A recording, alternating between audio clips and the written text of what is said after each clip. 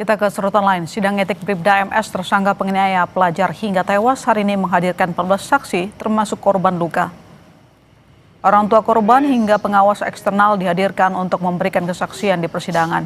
Sidang secara tertutup digelar di ruang sidang disiplin KKEP Polda Maluku.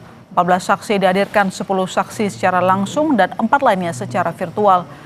Untuk memastikan transparansi sidang etik ini, sejumlah pemantau eksternal diantaranya dari Komnas HAM dan Yayasan Lingkar.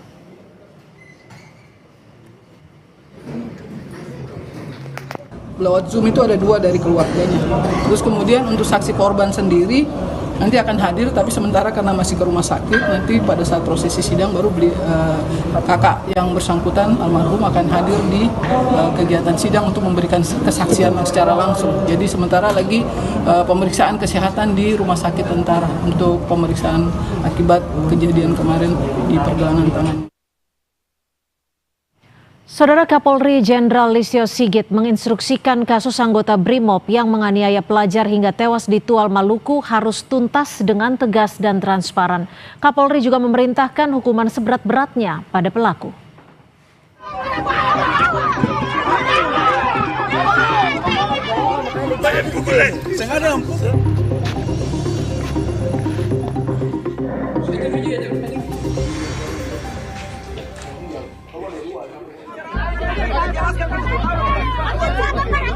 Tewasnya seorang pelajar akibat diduga dianiaya anggota BRIMOB di Tual Maluku memicu amarah warga dan keluarga korban.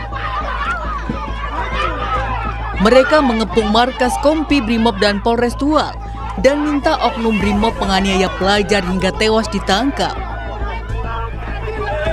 Merespon tuntutan warga dan keluarga korban, Kapolri Jenderal Listio Sigit Prabowo menegaskan telah menginstruksikan penuntasan kasus tersebut dengan tindakan tegas dan transparan.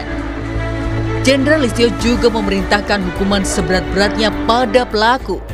Kira saya sudah memerintahkan kepada Kapolda, Kadifropam ambil tindakan tegas, proses tuntas, beri rasa keadilan bagi keluarga korban. Dan saya minta informasinya, prosesnya transparan. Saya perintahkan untuk diberikan tindakan berat-beratnya.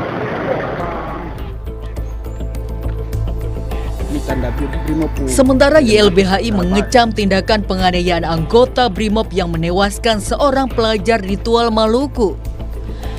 Ketua Umum YLBHI Muhammad Isnur minta polisi menindak pelaku secara cepat, proporsional, dan tegas. YLBHI juga mendesak perbaikan struktural menyeluruh di tubuh Polri, salah satunya dengan menghilangkan peran BRIMOB di tengah masyarakat.